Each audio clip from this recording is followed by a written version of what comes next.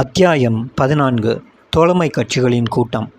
ராஜீவ்காந்தி உயிருடன் இருந்தபோது தோழமை கட்சிகளான அதிமுக, ஐக்கிய கம்யூனிஸ்ட் கட்சி, தேசிய மாநாடு, கேரளா காங்கிரஸ், முஸ்லீம் லீக் ஆகிய கட்சிகளின் பிரதிநிதிகளை கொண்ட கூட்டத்தை அடிக்கடி நடத்துவது உண்டு. அத்தகைய கூட்டங்கள் சிலவற்றில் நரசிம்மராவ் பங்கேற்றதும் உண்டு. எனவே அதை நினைவூட்டி நரசிம்மராவிற்கு கடிதம் எழுதி அத்தகைய கூட்டத்தை அவரும் நடத்த வேண்டும் என்று எழுதினேன். அத்துடன் திருப்பரம்புத்தூரில் நடந்த சம்பவம் பற்றி அவரை சந்தித்து நேரில் பேச விரும்புவதால் நேரம் குறிப்பிடும்படியும் கேட்டு எழுதியிருந்தேன். 2 கடிதங்களுக்கும் நெடு நாட்களாகியும் எந்த பதிலும் வரவில்லை. மீண்டும் நினைவூட்டல் கடிதம் எழுதி அதில் பாதிக்கப்பட்டவன் என்ற முறையில் சன்மானம் கேட்டோ சலுகை நாடியோ நான் வர விரும்பவில்லை. சம்பவத்தின் அரசியல் பின்னணியை தெரிவிக்க காங்கிரஸ் கட்சியின் தலைவராகவும் இந்தியாவின் பிரதமராகவும் நீங்கள் இருப்பதால் உங்களை சந்திக்க வேண்டியது அவசியம் என கருதுகிறேன் என்று எழுதினேன். அதற்கும் பதிலில்லை. கடிதம் கிடைத்தது என்ற வழக்கமான செயலாளரின் குறிப்பு மட்டும் வந்து சேர்ந்தது. இதற்கிடையில் ராஜீவ்காந்தியின் வழக்கு சம்பந்தமாகவும் விசாரணை சம்பந்தமாகவும் இருந்த ஒரு முக்கிய கோப்பு பிரதமரின் அலுவலகத்திலிருந்து காணாமல் போய்விட்டதாக ஒரு செய்தி நாடாளுமன்றத்திற்குள் சூறாவளி போல் சுழன்றது. நான் ராஜேஷ் பைலட்டை கேட்டபோது, ஆமாம், வெட்கக்கேடு, வெளியில் சொன்னால் அவமானம், நமக்குள்ளேயே திருடர்கள் இருக்கிறார்கள், தேடுகிறோம் என்று சொல்லிவிட்டு போய்விட்டார். அதன் பிறகு அன்றைய அமைச்சராக இருந்த சிதம்பரத்திடம் கோப்பு காணாமல் போனதை பற்றி கேட்டேன். அவர் நின்று அக்கறையோடு பதில் சொல்லவும் இல்லை. பதில் முழு மழுப்பலாக இருந்தது. நரசிம்மராவையே சந்தித்து பேசவே முடியவில்லை. மீண்டும் மீண்டும் கடிதம் எழுதி பதில் வராவிட்டாலும் நான் விடுவதாக இல்லை. 1994 அவரை வீட்டிலேயே போய் சந்தித்தேன். நான் பேசத் தொடங்கிய போது கேபினட் கூட்டத்திற்கு செல்ல வேண்டியிருப்பதாக சொன்னார். எனவே இன்றைக்கு பேச்சை தவிர்க்க விரும்புகிறார் என்பதை புரிந்து கொண்டு திருப்பரம்புத்தூர் சூழ்ச்சியை பற்றி நான் எழுதிய நீண்ட கடிதத்தை அவரிடம் கொடுத்தேன். கொடுக்கும்போது திருப்பரம்புத்தூரில் ராஜீவ்காந்தி படுகொலை செய்யப்பட்ட சம்பந்தமாக என்று வாயை திறந்தேன். உடனடியாக நரசிம்மராவ், அது 3 வருடங்களுக்கு முன்பு நடந்தது, அதற்கு இப்பொழுது என்ன என்று கேட்டார். அந்த பதில் தொனித்த குரலில் மனிதாபிமானமற்ற அதிகார வர்க்க வாசனை வீசிற்று. நான் பதில் கூற விரும்பாமல், கடிதத்தில் எழுதியிருக்கிறேன், படித்து கொள்ளுங்கள் என்று கூறிவிட்டு வந்துவிட்டேன். இது குறித்து நான் ஜி.கே. மூப்பனாரிடமும் வாழப்பாடி ராமமூர்த்தியிடமும் சொன்னேன். மூப்பனார் வாயில் எதையோ மென்று கொண்டே இருந்தார். பதில் எதுவும் சொல்லவில்லை. பின்னர் ஒரு நாள், அதிர்ச்சி அடையாதீர்கள், இந்த கட்சியில் இப்படித்தான் நடந்து கொள்வார்கள் என்று சொன்னார். வாழப்பாடி ராமமூர்த்தியோ என்னை விட ஆத்திரத்துடன், காங்கிரஸ் கட்சியை நாசமாக்குவதற்கே இப்படி சிலர் வந்து சேர்ந்திருக்கிறார்கள். எனக்கு விதியில் நம்பிக்கை இல்லை. ஆனால் ராஜீவ்காந்தி கொல்லப்பட்ட பின் இவர் பிரதமராக ஆக்கப்பட்ட வேகம், நடந்து கொண்டிருக்கிற காரியங்கள் ஆகியவற்றை பார்க்கும்போது விதி, யோகம் என்பதையெல்லாம் நம்ப வேண்டும் போல இருக்கிறது. எப்படியோ விதி நம்மை ஆட்டுகிறது என்று கூறிவிட்டு கிளம்பிவிட்டார். இந்த சம்பவம் நடைபெற்ற 6 மாதங்களுக்கு பிறகு தமிழ்நாடு காவல்துறை உயரதிகாரி ஒருவர் என் கடிதம் பிரதமர் மூலம் அவருக்கு கிடைத்ததாகவும் அதற்காக எனக்கு பதில் எழுதுவதாகவும் குறிப்பிட்டு திருப்பரம்புத்தூர் விபத்தில் காயமடைந்த காவல்துறையினருக்கு நிதியுதவியும் பதவி உயர்வும் சட்டப்படி வழங்கப்பட்டு விட்டதாக எனக்கு எழுதியிருந்தார். நான் மிகவும் நொந்து போனேன். நான் நரசிம்மராவிற்கு எழுதியது, நாம் அரசியல் ரீதியில் விவாதித்து அரசியல் முடிவு சிலவற்றை எடுக்க வற்புறுத்தியிருந்தேன். ஆனால் அதை சரிபர படிக்காமல் ஒரு கோரிக்கை மனுவை கருதிய காயப்பட்டவர்களுக்கு டிஞ்சர் தடவப்பட்டதா, கட்டுப்போடப்பட்டதா என சம்பவம் நடந்த 3 வருடங்களுக்கு பின்னால் எழுதி கேட்ட பிரதமரின் சுறுசுறுப்பையும் ராஜீவ்காந்தியின் இறப்பு குறித்து அவர் காட்டிய கவலையையும் என்னால் மறக்க முடியாது. ராஜீவ்காந்தி கொலை செய்யப்பட்ட 1ஆம் ஆண்டு நினைவு அஞ்சலி கூட்டத்தில் 1992 மே 21ஆம் தேதி அன்று திருப்பரம்புத்தூரில் நடந்தது. அந்த கூட்டத்தில் கலந்து கொள்ள நரசிம்மராவ் வந்திருந்தார். முதலமைச்சர் ஜெயலலிதாவும் வந்திருந்தார். மேடை ஏற்பாட்டை தமிழக அரசு செய்ததால் மேடையில் பிரதமர், முதல்வர் ஆகிய இருவர் மட்டுமே 2 நாற்காலிகள் இருந்தன. அமைச்சர்களாக இருந்த பலரும் கீழே நின்று கொண்டுதான். மொழிபெயர்ப்பதற்காக என்னை மேடைக்கு வரும்படி ரங்கராஜன் குமாரமங்கலம் அழைத்தார். நான் மேடைக்கு செல்ல மறுத்துவிட்டேன்.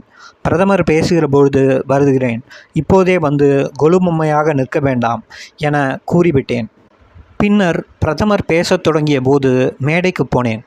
ரங்கராஜன் மரபு காரணமாகவோ அல்லது அன்பினாலோ இதே ஸ்ரீபெரும்புத்தூரில் அதிக காயமடைந்தவர் இப்பொழுது உங்கள் பேச்சை மொழிபெயர்க்க இருக்கிறோம் தா பாண்டியன் என்று சொன்னதில் என் காதில் விழுந்தது. ஆனால் நரசிம்மராவ் அந்த திசையின் பக்கம் கூட திரும்பவில்லை. மொழிபெயர்ப்பு முடிந்து இறங்கும்போதும் ரங்கராஜன் மீண்டும் நரசிம்மராவிடம் ஓடி வந்து, காயப்பட்ட காங்கிரஸ் கட்சியினரும் காவல்துறையினரும் தங்களை காண மேடைக்கு அருகில் நிற்கிறார்கள், ஒரு நொடி பார்த்துவிட்டு போகலாம் என்று சொன்னார். அப்பொழுது ரங்கராஜன் அவரது சக மந்திரி இருந்தும் நரசிம்மராவ் யாரையும் பார்க்காமல் வணக்கம் செலுத்துகிறவர்களுக்கு பதிலுக்கு கைகூட அசைக்காமல் நேராக வண்டிக்கு போய்விட்டார். இவ்வாறு பல்வேறு சம்பவங்களை தொகுத்து ஒன்றாக நான் நினைத்து பார்த்தபோது ராஜீவ்காந்தி பற்றிய பற்று எதுவும் இவருக்கு இருந்திருக்க நியாயமில்லை. மாறாக ஆழமாக புதைந்து இருக்கும் வெறுப்பு இருந்திருக்கிறது என்றே என் யூகத்திற்கு பட்டது. இக்கருத்தை மாற்றிக்கொள்ளக்கூடிய நிகழ்ச்சி எதுவும் இன்று வரை நடைபெறவில்லை. சந்திராசாமி பற்றிய முழு விசாரணை முடிந்து அந்த சாமியார் உருவில் நடமாடும் அரசியல் சூத்திரதாரி மனம் விட்டு பேசினால் உலகம் உண்மையை புரிந்து கொள்ள வாய்ப்பு கிடைக்கலாம்.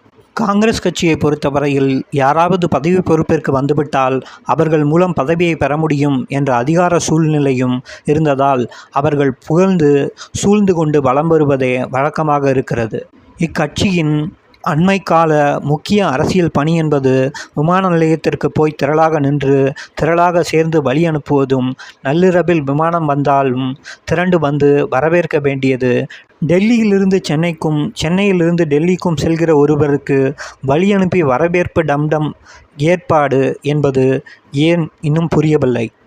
அதாவது தேசிய இயக்கம் தன் பாரம்பரியத்தை கைவிட்டுவிட்டு ஒரு மாநில கட்சியின் சினிமாத்தனத்திற்கு பலியாகிவிட்டதைத்தான் இவை போன்ற நிகழ்ச்சிகள் உறுதிப்படுத்துகின்றன. காங்கிரஸ் கட்சி வரலாற்றை எடுத்துச் சொல்லவும் அல்லது காங்கிரஸ் கட்சியின் ஆட்சியில் திட்டமிட்டு சுட்டிக்காட்டிய சாதனைகளை பட்டியல் போட்டு காட்டவும், வகுப்பு வாதத்தை, பயங்கரவாதத்தை, பிரிவினைவாதத்தை ஏன் எதிர்க்கிறோம் என்பதையும் காங்கிரஸ்காரர்கள் 10 பேர் கூடுகிற இடத்தில் கூடி விவாதிப்பதை நான் காணவில்லை. ஒன்று ஒரு குழுவை பற்றி சாடி பேசுவார்கள், அல்லது தொழில் நடத்துவது சம்பந்தமாக வியாபார ரீதியில் பேசுவார்கள். தேசிய உணர்வுடன் தேச விரோத சக்திகளை சாட வேண்டும் என்ற கடமை, பொறுப்பு விவாதிக்கப்படும் என எதிர்பார்த்தால் நாம் ஏமாற்றமே அடைவோம். ஒரு பிரதமர் என்ற முறையில், நிர்வாக தலைவர் என்ற வகையில் சில அரசியல் சாதனைகளை நரசிம்மராவ் செய்தார் என்பதை ஒப்புக்கொள்கிறேன்.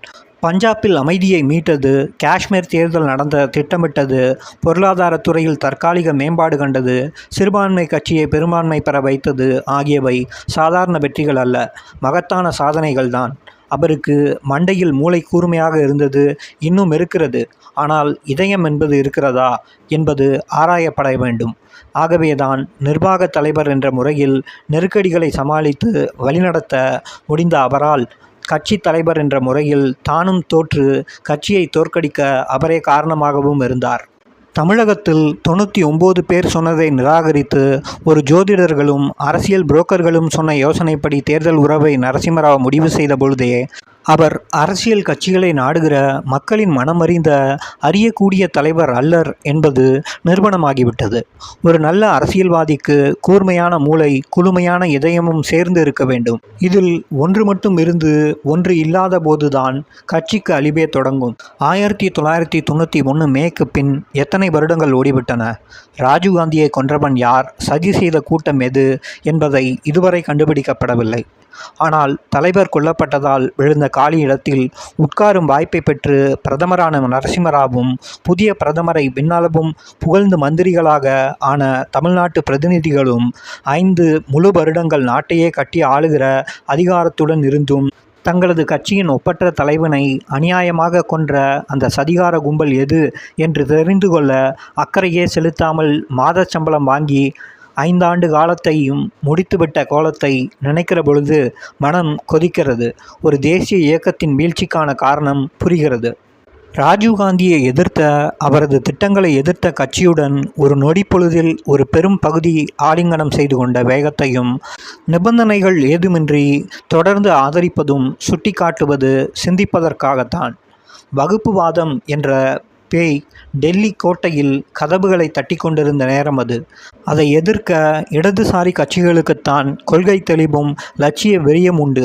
ஆனால் பல மாநிலங்களில், குறிப்பாக பாரதிய ஜனதா கட்சி பரவியுள்ள இந்தி பேசும் மாநிலங்களில் கம்யூனிஸ்ட் இயக்கம் பலவீனமானதாக இருக்கிறது. எனவே வகுப்புவாத எதிர்ப்பு என்பது ஒரு கொள்கை பிரகடனமாக இருக்கிறதே ஒழிய நடைமுறைக்கு எடுத்த கூடிய செயல் திட்டமாக இல்லை.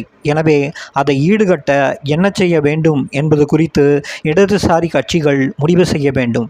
காங்கிரஸ் கட்சிகளின் 100ஆண்டு விழாவில் கொண்டாடப்பட்ட போது அதன் தலைவராக இருந்த ராஜீவ்காந்தி ஆற்றியுள்ள உரை காங்கிரஸ் கட்சிக்காரர்களால் மீண்டும் மீண்டும் படிக்கப்பட வேண்டும்.